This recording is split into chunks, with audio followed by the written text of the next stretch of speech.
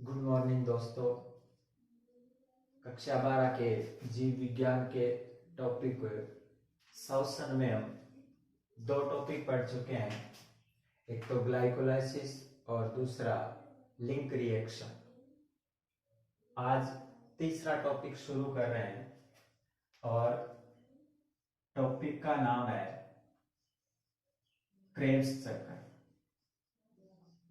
वैसे तो ये इस साल पेपर में आ चुका है, लेकिन फिर भी हमें पढ़ना जरूरी है, समझने के लिए पढ़ना जरूरी है, क्योंकि रेस्पिरेशन चैप्टर का सबसे इंपॉर्टेंट समझने वाला पार्ट यही है। ये समझ में आएगा तभी पूरा रेस्पिरेशन समझ में आएगा, पूरा श्वसन समझ में आएगा। तो क्रेब्स चक्कर शुरू करने से पहले मैं आपको बता दूं कि हम शुरू कहां से हुए थे। शुरू हम हुए थे ग्लूकोज से, और ग्लूकोज था 6 कार्बन का एक अणु था। और जब हमने ग्लाइकोलाइसिस किया तो हमने बनाया पायरुविक अम्ल बनाया। और पायरुविक अम्ल कितने कार्बन का अणु था? 3 कार्बन का अणु था। पायरुविक अम्ल के अणु कितने बने थे? 2 बने थे। और यह प्रोसेस जो हुई थी, उस प्रोसेस को हम क्या बोलते हैं? ग्लाइकोलाइसिस। और ये हुई कहां थी? कोशिका द्रव्य में। ओके। अब पायरुविक अम्ल से हमने क्या बनाया था? याद करो, पायरुविक अम्ल से हमने बनाया था एसिटाइल कोएंजाइम बनाया था। और एसिटाइल कोएंजाइम कितने कार्बन का अणु था? 2 कार्बन। और यहां जो रिएक्शन हुई थी उसको हमने कौन सी रिएक्शन बोला था? Link reaction. यहां तक अपनी बात हो गई थी। अब ये एसिटाइल कोएंजाइम जो 2 कार्बन का अणु है, अब ये कहां जाएगा? कौन से चक्र में जाएगा? क्रेब्स चक्र में जाएगा। अब ये क्रेब्स चक्र में जाके और अपना काम करेगा। तो सीधी सी बात है, ग्लाइकोलाइसिस कोशिका द्रव्य में हो रहा था, लिंक रिएक्शन माइटोकॉन्ड्रिया में हो रही थी, और अब क्रेब्स चक्र भी कहां होगा? माइटोकॉन्ड्रिया में, और माइटोकॉन्ड्रिया के मैट्रिक्स भाग में होगा। ठीक है। तो अब हमें समझना है, समझना कहां से है? एसिटाइल कोएंजाइम से। ये वाली बातें मैं मिटा रहा हूं, आपको यहां आना है। एसिटाइल कोएंजाइम से आगे शुरू करना है। एसिटाइल कोएंजाइम कितने कार्बन का अणु है? 2 कार्बन। ठीक है। ये मैंने यहां लिखा एसिटाइल कोएंजाइम। ठीक है। कितने कार्बन का अणु है? 2 कार्बन। और ये बना कहां से है? लिंक रिएक्शन से। ठीक है। अब देखो, ये 2 कार्बन का अणु है, और इस 2 कार्बन के अणु को हमें 6 कार्बन का अणु बनाना है। तो कितने कार्बन और चाहिए? 4 चाहिए। भाई 2 तो पहले से है, बाकी बचे कितने? 4। अब 4 कार्बन का हमें एक अणु और लेना, और उस 4 कार्बन वाले अणु को बोलते हैं ऑक्जेलो एसिटिक एसिड। मैं शॉर्टकट में ले रहा हूं, पूरा नाम क्या होगा? ऑक्जेलो एसिटिक एसिड। और ये कितने कार्बन का अणु है? 4 कार्बन का। अब जब ये 4 कार्बन वाला और एसिटाइल कोएंजाइम से जुड़ेगा तो 4 कार्बन ये हो गए और 2 ये हो गए। तो बताओ टोटल कितने कार्बन हो गए? 6 कार्बन। 2 एसिटाइल कोएंजाइम के और 4 ऑक्जेलो एसिटिक एसिड। और जब ये दोनों मिलेंगे तो प्रोडक्ट बनेगा सिट्रिक एसिड। क्या बनेगा? सिट्रिक एसिड, सिट्रिक अम्ल बनेगा। अब आपको अगर मैं पूछूं कि सिट्रिक एसिड कितने कार्बन का होगा, 6 कार्बन का।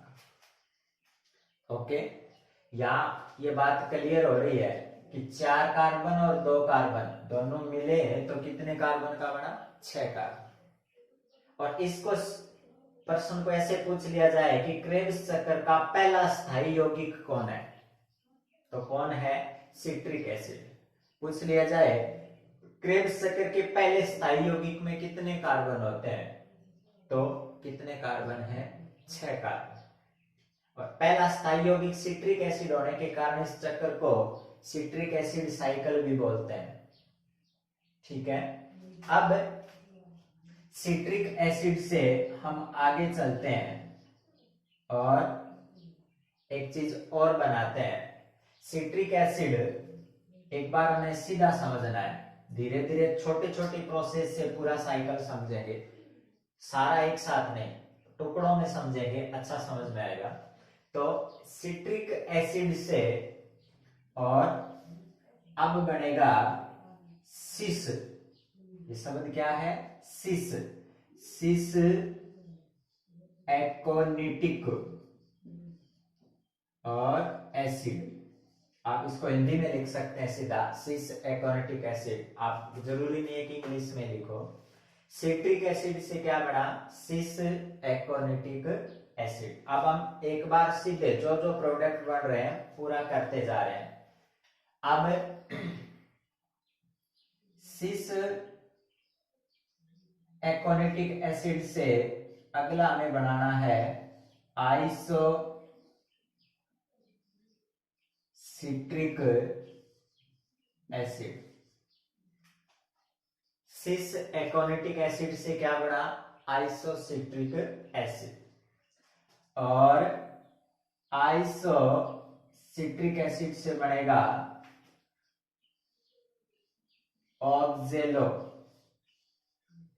ऑक्जेलो succinic acid.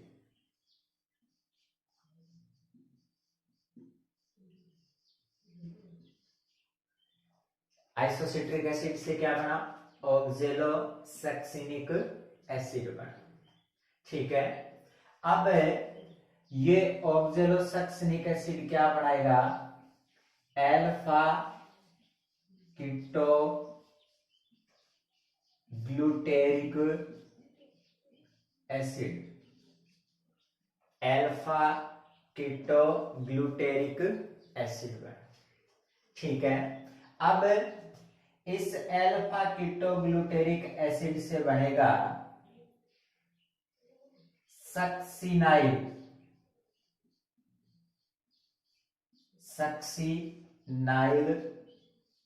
Coenzyme. Alpha keto glutaric acid से क्या बना? Succinyl coenzyme. और सक्सिनाइल कोएंजाइम से बनेगा सक्सिनिक एसिड। और सक्सिनिक एसिड या सक्सिनिक अम्ल से आगे बढ़ेगा फ्यूमेरिक।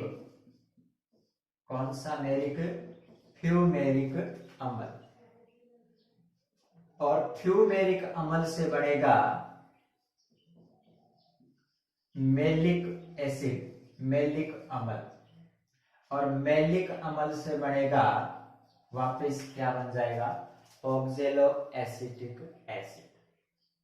तो इस प्रकार से हमें ये चक्कर चलाना है। देखो अब आगे हमें कैसे समझना है, इसको ध्यान से समझना, ज्यादा हार्ड नहीं, अपने आप समझ में आ जाएगा। एक बार आप थोड़ा सा देखते जाओ। अब इसके नंबर लगा दो आप। ये 1 नंबर प्रोडक्ट, ये 2 नंबर, ये 3 नंबर, 4, ये कितना हुआ?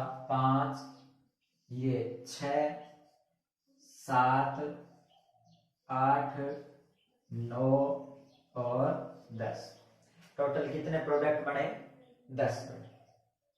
अब आपको क्या समझना है? अब देखो अपने आप आ जाएगा। देखो याद करने की, कुछ भी करने की बिल्कुल जरूरत नहीं है। देखो सीधा देसी जुगाड़ है।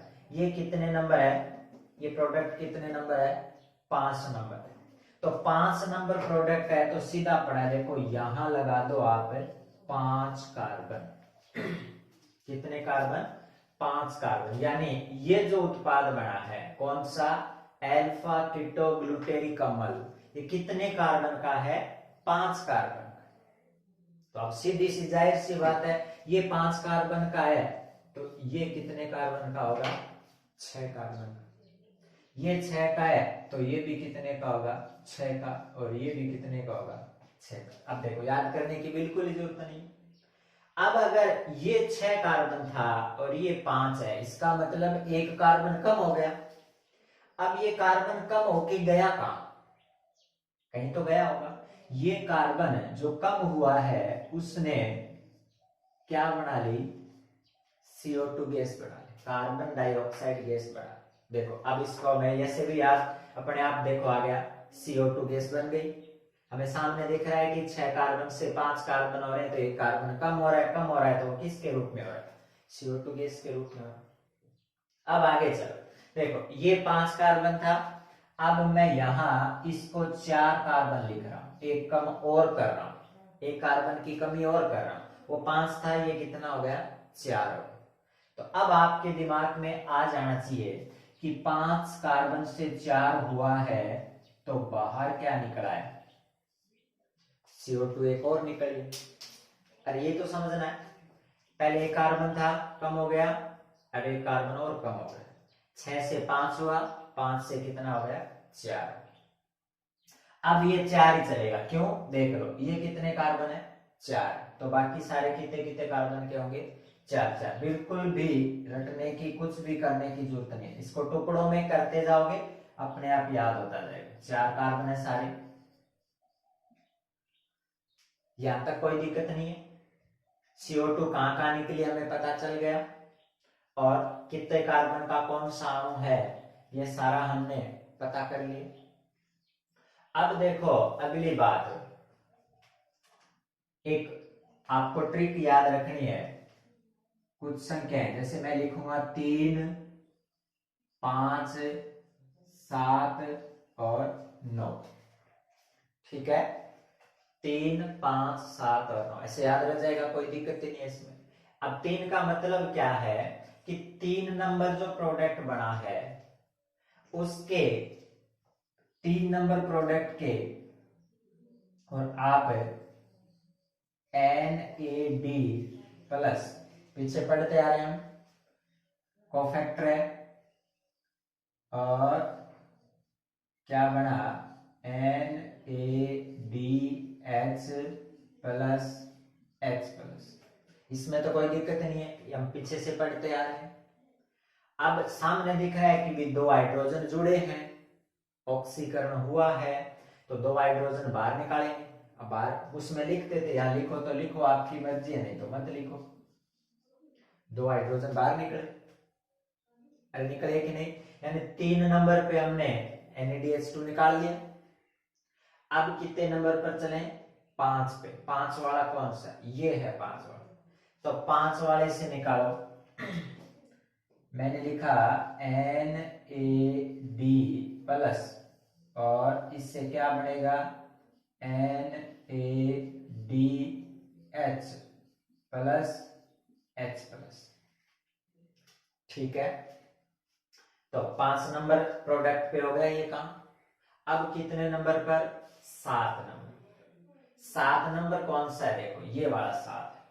अब यहाँ थोड़ा सा ध्यान रखना, देखो 8 पर F आ रहा है, पहला अक्षर F आ रहा है, तो यहाँ NADH2 ने निकाल के आपको FADH2 निकाला, यानी आपको लेना क्या है? FAD, ठीक है?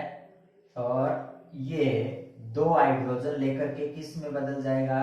FADH2। वही बात, 2 हाइड्रोजन बाहर निकालने, तो FAD किस में बदल गया? FADH2 में। तो 7 नंबर आ गया। अब 7 के बाद कितना है? 9।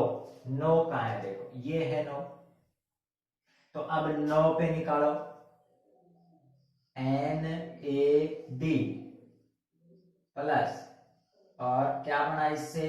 NADH plus H plus. अब एक नंबर आपको और याद रखना है, 5 और 7 के बीच में एक 6 नंबर जो प्रोडक्ट है, यहां पर एकमात्र ऐसी जगह है जहां पर एटीपी सीधी बनेगी, डायरेक्ट एटीपी बनेगी। वो बनेगी किससे? एटीपी किससे बनेगी? ADP plus inorganic phosphate. और इससे बनी क्या? एटीपी। किताबों में इसको जीटीपी भी लिखा हुआ है, तो एक ही बात है। एडीपी और इनऑर्गेनिक फॉस्फेट से क्या बना? एटीपी। क्रेब्स चक्कर में पूछा जाए कि डायरेक्ट एटीपी कहां बनती है, तो इस जगह पे एक एटीपी डायरेक्ट बनती है। इसको बोलते हैं सबस्ट्रेट। क्या बोलेंगे इसको? Substrate level phosphorylation. Substrate level phosphorylation, direct ATP बन रही, एकमात्र ऐसी जगह। ठीक है, तो ये तो अपनी बात होगी कि इसकी कहां कहां एटीपी बन रही है, कहां कहां NADH2 बन रहा है, कहां कहां FADH2 बन रहा है, कोई दिक्कत नहीं है यहां तक। अब अगली बात हम शुरू करते हैं। देखो, यहां हमने कोएंजाइम ऑक्सैलिक एसिटिक एसिड को दिया था। अब इसको वापस बाहर भी तो निकालना है। ये वापस जाके वापस लिंक रिएक्शन में जाके जुड़ेगा कोएंजाइम, तो इसको वापस बाहर निकाल दो। कोएंजाइम ये लो बाहर निकाल दिया। ये कहां जाएगा? वापस वापस लिंक रिएक्शन में जाएगा, वापस पायरुविक अम्ल के साथ जुड़ेगा, वापस 2 कार्बन का अणु बनाएगा। समझ रहे हो क्या बात को? ये कोएंजाइम कहां जाएगा? रॉ मटेरियल बन गया, कहां जाएगा? लिंक रिएक्शन में। और लिंक रिएक्शन में जाके किसके साथ जुड़ेगा? पायरुविक अम्ल के साथ। और कितने कार्बन का अणु बनेगा? 2 कार्बन। ठीक है, अब आगे चलते हैं। अब हमें कुछ कुछ एंजाइम देखने हैं कि एंजाइम कहां पर कौन सा काम आ रहा है। देखो, याद करने की, रटने की बिल्कुल ही जरूरत नहीं है, अपने आप याद होते जाएंगे। देखो, ये क्या नाम है? एकोनिटेज, एकोनिटिक है, तो एंजाइम सीधा याद रह जाएगा एकोनिटेज। देखो, याद करने की बिल्कुल जरूरत नहीं। और सागी, सागी एंजाइम, सेम एंजाइम यहां लिखो एकोनिटेज। लिख दिया। अब देखो, यहां कौन सा एंजाइम होगा? देखो सामने दिख रहा है NAD प्लस से NADH2 बना है, NADH प्लस H प्लस बना है, 2 हाइड्रोजन जुड़े हैं, यानी यहां से 2 हाइड्रोजन निकले हैं।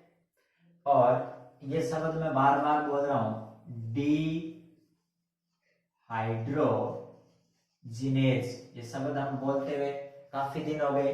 तो DE का मतलब डेफिशिएंसी, DE का मतलब कमी, डेफिशिएंसी। हाइड्रोजन किसकी कमी? हाइड्रोजन की कमी। और एज एंजाइम के लगाते ही है। तो बताओ, यहाँ हाइड्रोजन की कमी हो रही है कि नहीं हो रही? तो एंजाइम बस याद करने की जरूरत ही नहीं है, सीधा लिख दो डी हाइड्रोजिनेज। बताओ, कोई जोर आया क्या? कोई दिक्कत नहीं है। अब देखो, यहां बाहर क्या निकला है? कार्बन डाइऑक्साइड बाहर निकला है, कमी हुई है कार्बन डाइऑक्साइड की, कमी हुई है, तो DE सीधा लगा दो, डेफिशिएंसी, कमी कार्बन डाइऑक्साइड, तो डी कार्बोक्सिलेज। कार्बन डाइऑक्साइड बाहर निकल गई, तो क्या बोलेंगे इसको? D carboxylase. अब देखो, यहां एक चीज और देखो, आप देखो यहां क्या बना था? सक्सिनाइल कोएंजाइम बना था, यानी यहां कोएंजाइम जुड़ा है, तो इसको कोएंजाइम देना भी तो पड़ेगा। ये लो, इसको कोएंजाइम दे दिया। ठीक है, अब कोएंजाइम दे दिया और यहां कोएंजाइम वापस निकाल दो इससे, बस, ताकि पूरी पूर्ति हो जाए। यहां से एंटर करा दो और यहां वापस निकाल दो। अब देखो, यहां फिर दिख रहा है NAD से NADH प्लस H प्लस बना है, वही ये वाला एंजाइम। एंजाइम का क्या नाम दोगे? Dehydrogenase, dehydrogenase. कोई दिक्कत है क्या? अरे, इस एंजाइम को याद करने में कोई दिक्कत है क्या? सामने दिख रहा है हाइड्रोजन की कमी हो रही है, 2 हाइड्रोजन की कमी हुई, तो डिहाइड्रोजिनेज बोलते हैं। ओके, अब देखो यहाँ एंजाइम कैसे याद करेंगे, मैंने बार बार कहा आपको, जहां एटीपी बनने की बात आती है वहां काइनेज शब्द पक्का जुड़ता है, समझ रहे हो। तो यहां देखो, इसको मैं लिख देता हूं थायो काइनेज। देखो काइनेज शब्द आ गया, तो एंजाइम का क्या नाम बना, थायो काइनेज बना। ठीक है, अब आगे चलते हैं। सक्सिनिक एसिड बन गया, अब सक्सिनिक एसिड से क्या बनेगा, फ्यूमेरिक एसिड बनेगा। तो यहां पर देखो फ्यूमेरिक नाम है, देखो याद करने की बिल्कुल ही जरूरत नहीं है, सीधा आ जाएगा फ्यूमरेज नाम से, कोई दिक्कत थोड़ी। फ्यूमेरिक एसिड बन रहा है तो सीधा नाम आ जाएगा फ्यूमरेज। अब देखो, अब हम आगे चलें, चलो सॉरी सॉरी फ्यूमरेज नहीं है यार, ये देखो दो हाइड्रोजन बाहर निकल, सॉरी दो हाइड्रोजन बाहर निकल रहे हैं, देखो डी हाइड्रो, वही एंजाइम सागी, वही एंजाइम लेना है, डी हाइड्रोजिनेज। देखो दो हाइड्रोजन बाहर निकल रहे हैं, एफएडी से एफएडीएच2 बन रहा है, तो यहाँ दो हाइड्रोजन बाहर निकल रहे हैं, हाइड्रोजन की कमी हो रही है, और यहां आ जाएगा फ्यूमरेज। ओके, और यहाँ वापिस वही NAD से NADH प्लस है, दो हाइड्रोजन बाहर निकल रहे हैं, तो वही वही हार्मोन डिहाइड्रो और जिनेज। अरे हार्मोन में कोई दिक्कत है क्या, देखो सारे हार्मोन बन गए। अब यहां सीधा कर दो, या तो एंजाइम का नाम लिख दो एटीपी सिंथेटेज, और या देखो सिट्रिक एसिड बन रहा है तो इसका नाम दे दो citric synthetase. Synthetase synthesis, synthesis का मतलब बनाना, किसको बना रहा है, सिट्रिक एसिड को बना रहा है, इसलिए एंजाइम का क्या नाम बन गया, सिट्रिक सिंथेटेज। तो इस प्रकार से ये हमारा चक्कर हो गया, कौन सा चक्कर, क्रेब्स चक्कर। ये तो बात हुई चक्कर को लिखने की, क्या क्या बन रहा है, कौन सा कितने कार्बन का बन रहा है, कौन सा एंजाइम काम आ रहा है, कहां डिहाइड्रोजनेज हो रहा है, ये सारी बात हो गई। अब हम बात करते हैं एटीपी की। अब जिसके समझ में आएगा इसका मतलब वही मान के चलेंगे कि उसको समझ में आ रहा है। अब जो जो हिसाब लगाना है, एटीपी का हिसाब दे रहा हूं आपको सारा, अब तक जितनी एटीपी बनी थी उसका हिसाब लेना है अपने को कि टोटल कितनी एटीपी बनेगी क्रेब्स चक्कर के लास्ट में। तो शुरू करते हैं, देखो एक एटीपी डायरेक्ट यहां बन रही है, अरे एटीपी एक बन रही है डायरेक्ट, ये लिख दी मैंने एटीपी, ये डायरेक्ट वाली है, इसमें कोई दिक्कत नहीं है। चलो अब देखते हैं, अब ये देखो NADH2 कितने बन रहे हैं, एक NADH2, दो, और कहां बन रहा है ये तीन, तो 3 गुना NADH+H+, ये 3 बन रहे हैं, अरे सामने दिख रहे हैं, 1 2 और 3। अब FADH2 कितने बन रहे हैं, एक बन रहा है FADH2, अरे एक बन रहा है। अब देखो अब टोटल जोड़ो कितने हो रहे हैं, देखो एक एटीपी, तो एक तो ये हो गया, एक एटीपी का एक कर दिया हमने। एक NADH2 कितनी एटीपी बनाती है, 3, NADH2 है कितने, 3, तो एक 3 बनाएगी तो 3 से कितने बनेंगे, 9। समझ रहे हो क्या बात। एक FADH2 कितनी एटीपी बनाती है, 2, ध्यान रखना एक FADH2 से 2 एटीपी बनती है, ठीक है। अब पहले टोटल करो, टोटल किया तो कितने हो रहे हैं, देखो 9 और 2 11, 11 और 1 12। समझ रहे हो मेरी बात। अब अपने को ये पूछ लें कि एक क्रेब्स चक्कर के एक साइकिल में कितनी एटीपी बन रही है, अभी फिलहाल कितनी बनाई हमने, 12 बनाई। अब देखो अब क्या आप बता सकते हो कि ये एसिटाइल कोएंजाइम के कितने अणु थे? पायरुविक अम्ल से एसिटाइल कोएंजाइम बना था, पायरुविक अम्ल के कितने अणु थे? 2। तो एसिटाइल कोएंजाइम भी कितने बनेंगे? 2 बनेंगे। तो ये दोनों जब ये 2 बार चक्कर चलेगा तो इसको मुझे कितने से गुणा करना पड़ेगा? 2 से गुणा करना पड़ेगा। अब देखो,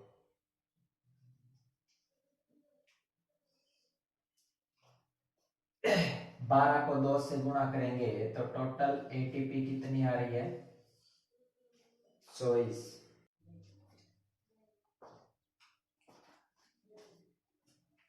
चलिए अब सारी एटीपी का टोटल काउंटिंग करते हैं, टोटल एटीपी का हिसाब लेते हैं।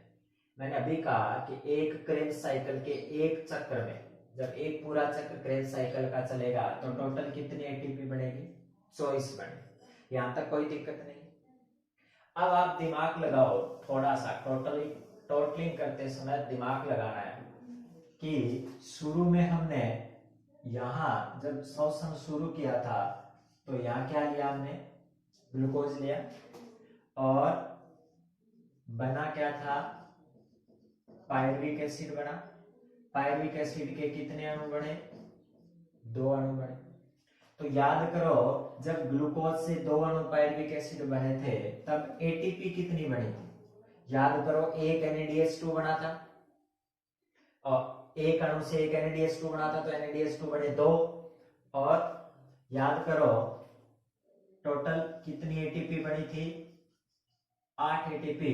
कौन से चक्कर में? ग्लाइकोलाइसिस में। ये चीज आपको पता होनी चाहिए। अरे पायरुविक अम्ल के 2 अणु बने थे तो ग्लाइकोलाइसिस नीचे 2 बार चला था तो 2 NADH2 बने थे और 4 एटीपी बनी थी। 2 NADH2 से 6 एटीपी और 4 वो कितनी हो गई? 10। 10 में से 2 काम आ गई थी, पीछे कितनी बची? 8। तो 8 एटीपी ग्लाइकोलाइसिस में आ गई थी।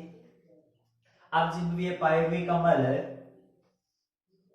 जब पायरुविक अम्ल चलेगा, पायरुविक अम्ल से क्या बनेगा? एसिटाइल कोएंजाइम बनेगा। तो एसिटाइल कोएंजाइम बनते समय आपको पता हो तो एक NADH2 बनी थी और जब ये 2 बार चलेगा तो टोटल कितने NADH2 बने थे? 2 बने थे। तो 2 से कितनी एटीपी हो गई? 6।